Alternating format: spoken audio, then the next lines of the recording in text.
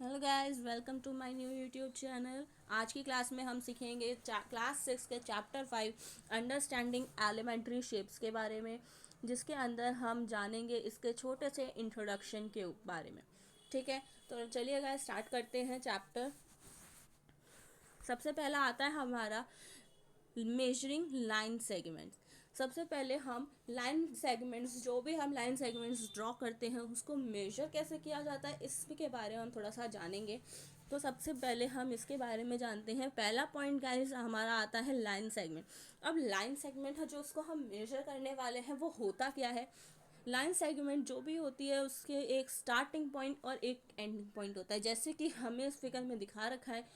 ए और B point से मिलाकर के एक लाइन सेगमेंट ड्रॉ करी गई है, जिसमें ए जो है वो हमारा स्टार्टिंग पॉइंट और बी जो है वो हमारा एंडिंग पॉइंट है। इसका मतलब ये एक ऐसी लाइन सेगमेंट है जिसका एक स्टार्टिंग पॉइंट और एक एंडिंग पॉइंट होता है, उसको हम लाइन सेगमेंट कहते हैं। अब लाइन सेगमेंट हम जो ड्रॉ करते हैं तो उसको कंपेयर कौन से बेसिस पे किया जाता है, अब हम वो जानेंगे। नेक्स्ट टॉपिक उसी का ही आता है हमारा, कंपैरिजन ऑफ लाइन सेगमेंट। तो उस लाइन सेगमेंट को अब हम कंपेयर करते हैं, किस चीज़ के ऊपर हम उसे कंपेयर करते हैं। फर्स्ट हमारा आता है कंपैरिजन बाय ऑब्जर्वेशन, कि हम उसको ऑब्जर्व करते हैं कि वो कैसे कोई लाइन छोटी बड़ी हम उसको अपनी आंखों से देखते हैं और उसको ऑब्जर्व करते हैं। ठीक है, तो हमें दो लाइन सेगमेंट दे रखी होती है। ए होती है ए बी, और दूसरी हमें दे रखी है सी डी। तो सबसे पहले हम देखेंगे कि इसमें ये हमारा हो गया पॉइंट। ठीक है, तो इसमें हमें ऑब्जर्व करके पता चल रहा है कि जो ए बी है वो सी डी से छोटी है। अगर हम इसका उल्टा ही करें तो हमें जो, अगर हम इसे ए माने और इसको माने हम बी और इसको हम सी और इसको हम माने डी, तो इससे हमें पता चलेगा कि जो ए बी है वो सी डी से बड़ी है। यानी कि इसमें ये होता है कि हम उसको ऑब्जर्व करके देखते हैं कि कौन सी लाइन सेगमेंट बड़ी है कौन सी छोटी है, या फिर ये दोनों इक्वल है कि नहीं, इससे हम ऑब्जर्व करते हैं। ठीक है, तो हमारा सेकंड पॉइंट आता है बाय ट्रेसिंग।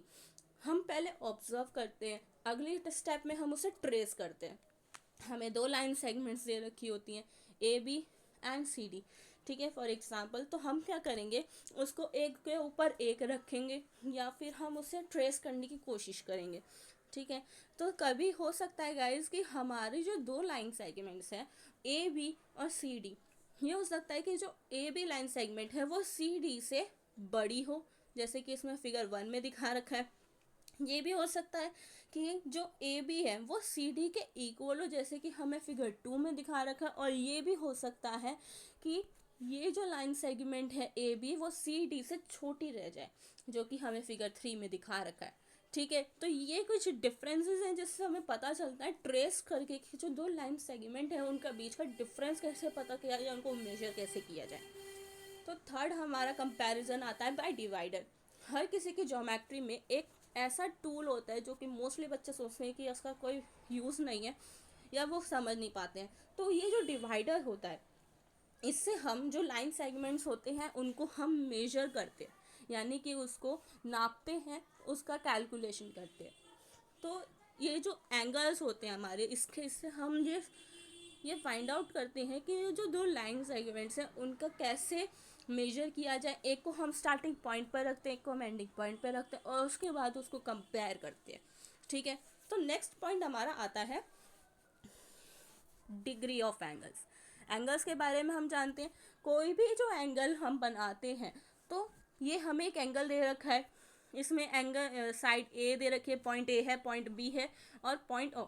मिडल वाला जो हमारा ये जो पॉइंट होता है इसको हम ओ के नाम से भी ओ भी बोलते हैं मोस्टली जगहों पे, या इसको हम एक इनका पर्टिकुलर नेम है विच इज़ वर्टेक्स। एंड ये जो हमारा ओ है, ओ ए है और ओ बी है, ये हमारा होता है आर्म, यानी कि उस एंगल्स की आर्म को कहते हैं, उस एंगल्स की आर्म है जो कि हम बनाते हैं। कोई भी एंगल जब बनाया जाता है उसके सेंटर वाले पॉइंट को वर्टेक्स और उसके साइड्स को आर्म्स कहा जाता है, साइड्स हो जाए रेस हो जाए। ठीक है, तो अगला आता है हमारा डिग्री ऑफ एंगल। अब ये जो हम एंगल बनाते हैं वो किस किस डिग्री पर होते हैं, कौन कौन सी डिग्रीज होती हैं। सबसे पहला आता है हमारा राइट एंगल। राइट एंगल जो होता है वो हमारा ऑलवेज जो होता है हमारा वो 90 डिग्री का होता है, हमेशा 90 डिग्री का ही रहेगा, उससे छोटा बड़ा नहीं होगा। ठीक है। स्ट्रेट एंगल, हाँ नाम से ही पता चल रहा है स्ट्रेट है, जैसा कि आपको इस फिगर में दिखा रखा है। स्ट्रेट एंगल हमेशा 180 डिग्री का ही बनाएगा एंगल, उससे छोटा बड़ा कोई नहीं बनाएगा, हमेशा ऑलवेज एक स्ट्रेट लाइन में ही बनाएगा। ठीक है। Third is your complete angle. Complete angle वो एंगल होता है जब वो पूरा एक रेवोल्यूशन कंप्लीट करता है। मान लीजिए एक ही एंगल हमारा है, ठीक है, ये हमारा हो गया वर्टेक्स, ये इसको इस तरह से आकर के वापसी इधर आता है, तो यहाँ पर जब वो वापसी अपने ओरिजिनल पॉइंट पर आएगा इसी के ऊपर, तो ये हो जाएगा गाइस हमारा कंप्लीट एंगल, यानी कि वो एक पूरा वन रेवोल्यूशन कंप्लीट करता है, एक पूरा चक्कर कंप्लीट करता है। ठीक है। अगला आता है हमारा 0 डिग्री एंगल। 0 डिग्री में कोई भी डिग्री नहीं होती, वो बिल्कुल स्ट्रेट लाइन होती है, दोनों एक ही पे ही आता है। ठीक है। इसमें वो कोई किसी भी इसका एंगल नहीं होता है, कुछ भी नहीं होता है, that is your 0 degree angle. अगली बात आती है हमारी काइंड्स ऑफ एंगल।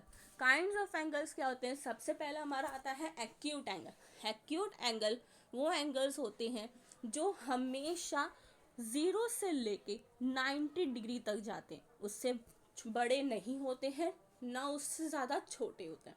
0 डिग्री से छोटे हो जाएंगे तो नहीं चलेगा, और ना ही 90 डिग्री से बड़े होने चाहिए। Next is your obtuse angle. Obtuse angle जैसे कि हमें एक्यूट होते हैं वैसे ही उसका उल्टा होता है ऑप्ट्यूज। ये जहाँ 0 to 90 जाता है acute angle, obtuse angle 90 to 180 जाता है, यानी कि 90 to 180 इसके बीच, इससे पहले के एंगल नहीं आते हैं इसमें ऑप्ट्यूज में, ना इसके बाद के एंगल आते हैं। रिफ्लेक्स एंगल का मतलब होता है जो 180 से लेके 360 तक जाते हैं, यानी कि वो एंगल्स जो 180 से लेके 360 तक जाते हैं उन एंगल्स को रिफ्लेक्स एंगल कहा जाता है। ठीक है। अब बारी आती है मेजरिंग ऑफ एंगल्स। अब इन सब एंगल्स को मेजर कैसे किया जाए, अब वो बात करते हैं। तो सबसे पहले हमारा एक टूल होता है जो हर ज्योमेट्री किट में निकलता है, विच इज़ योर डी, उसको प्रोटेक्टर भी कहा जाता है। ठीक है। प्रोटेक्टर कह लो, डी कह लो। तो सबसे पहले हमें जो भी एंगल हमें गिवन होता है, जैसे हमें ये angle A B C D रखा है, ठीक है, तो हम इस एंगल को मेजर करने के लिए एक प्रोटेक्टर लेंगे और उसको उसके ऊपर प्लेस करेंगे।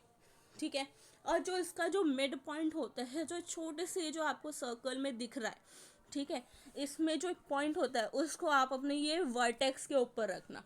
वर्टेक्स के ऊपर रखोगे और इसका जो सी पॉइंट होता है, सी वाला जो पॉइंट होता है आपका, वो उसी के साइड वाला या जो लाइन है आपका उसी के ऊपर होना चाहिए। और एंगल ए जहाँ पर भी प्लेस होगा दैट इज़ योर एंगल।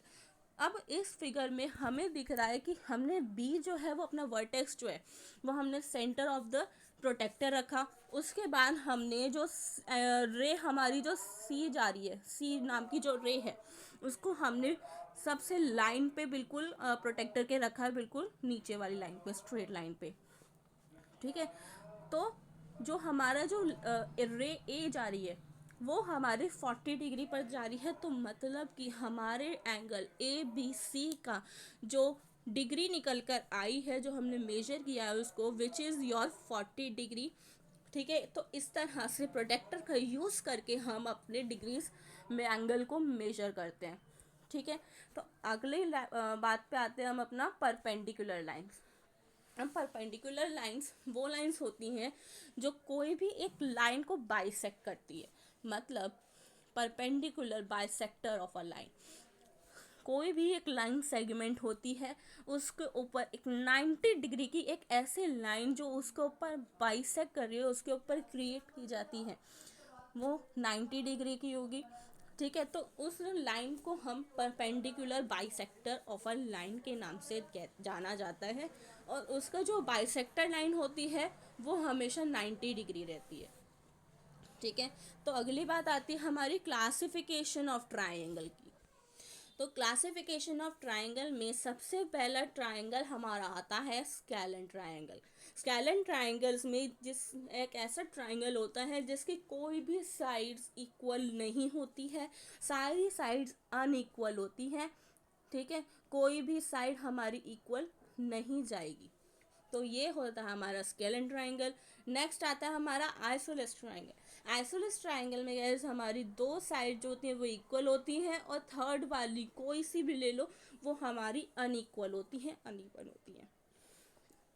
तो अगला आता है हमारा इक्विलेटरल ट्राइंगल। इक्विलेटरल ट्राइंगल में गाइस हमारी तीनों साइड्स जो होती हैं वो इक्वल होती हैं, सारी साइड्स जो होती हैं वो एक दूसरे के बराबर होती हैं, कोई भी साइड्स आगे पीछे ऊपर नीचे नहीं होती है, ठीक है।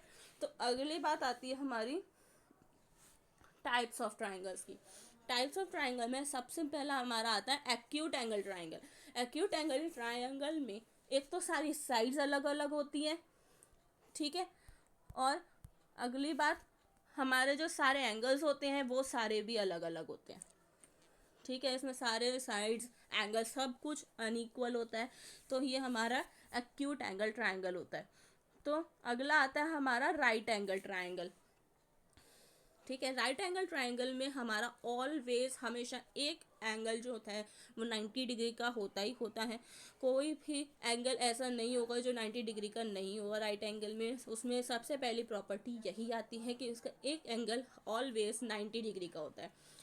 Third is your obtuse angle triangle. Obtuse angle हमने पहले ऑब्ट्यूज एंगल के भी बारे में पढ़ा है गाइस, उसमें हमें पता चला था कि जो वो एंगल्स जो 90 टू 180 के बीच में आते हैं that is your obtuse angle.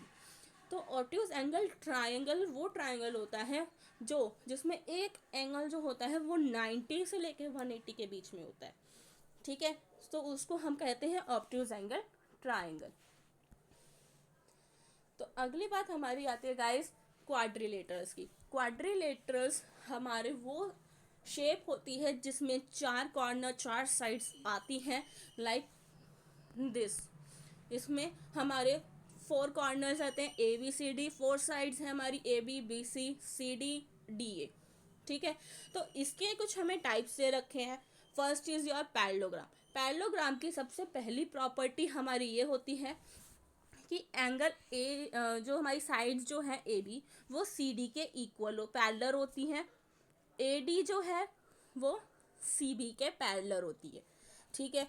दूसरी प्रॉपर्टी हमारी आती है ए बी सी डी के इक्वल होती है, और बी सी जो होती है वो ए डी के इक्वल होती है। और तीसरी प्रॉपर्टी हमारी आती है एंगल ए जो होता है वो एंगल सी के इक्वल होता है, एंगल बी एंगल डी के इक्वल होता है। Second your rectangle. तो रेक्टेंगल में गाइस इसमें भी हमारी 3 प्रॉपर्टीज होती हैं। इसमें जो हमारी जो साइड्स है ए बी सी डी के इक्वल होती है और पैरेलल होती है, ठीक है। और ए डी जो होती है वो बी सी के इक्वल और पैरेलल होती है, और इसके जो सारे साइड्स हैं ए बी सी डी वो सारे 90 डिग्री के होते हैं, ठीक है। तो अगला हमारा आता है स्क्वायर। तो स्क्वायर में हमारा जो ए डी और बी सी है वो हमारा पैरेलल होता है, और ए बी और सी डी वो हमारा पैरेलल होता है, और इसकी जो सारी साइड्स हैं वो सारी इक्वल होती हैं, इसके सारे लेंथ साइज सब कुछ इक्वल होता है, और इसके जो हमारे एंगल्स होते हैं angle A B C D ये सारे 90 डिग्री के होते हैं, ठीक है। Fourth is your rhombus. Rhombus में हमारा 3 प्रॉपर्टी होती हैं, ठीक है। पहली प्रॉपर्टी जो होती है वो हमारा जो साइड ए बी जो होता है वो डी सी के इक्वल होता है, सॉरी पैरेलल होता है, और ए डी जो है वो बी सी के पैरेलल होता है, और इसकी जो सारी साइड्स हैं वो भी इक्वल होती हैं, और इसके अपोजिट एंगल्स जो होते हैं वो इक्वल होते हैं, जैसे angle C angle A angle B angle D, ठीक है। अगला है हमारा ट्रैपेज्म। ट्रैपेज्म में हमारी 4 साइड्स होती हैं, जिसमें जो साइड्स होती है हमारी ए बी और सी डी वो पैरेलल होती है। इसमें बस एक यही प्रॉपर्टी है और कोई प्रॉपर्टी नहीं है। तो अगली बारी आती है हमारी पॉलीगन्स की। पॉलीगन्स में भी 4 तरह के पॉलीगन्स होते हैं, ठीक है। सबसे पहला हमारा आता है पेंटागन। पेंटागन में 5 साइड्स होती हैं, ठीक है। अगला आता है हमारा 6 साइड्स का हेक्सागन। इसके अंदर हमारी 6 साइड्स होती हैं। हेक्टागन को गाइस कुछ इस तरह से दिखता है।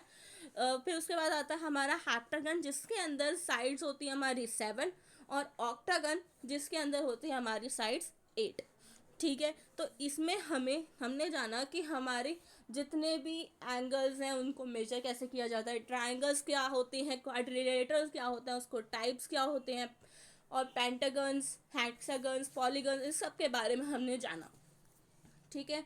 तो आज के लिए बस इतना ही। नेक्स्ट वीडियो में हम इस एक्सरसाइज के इसके बारे में कुछ और जानेंगे, और इसके से रिलेटेड जितने भी एक्सरसाइज हैं उसके बारे में हम डिस्कस करेंगे। Thank you for watching, and like, share and subscribe.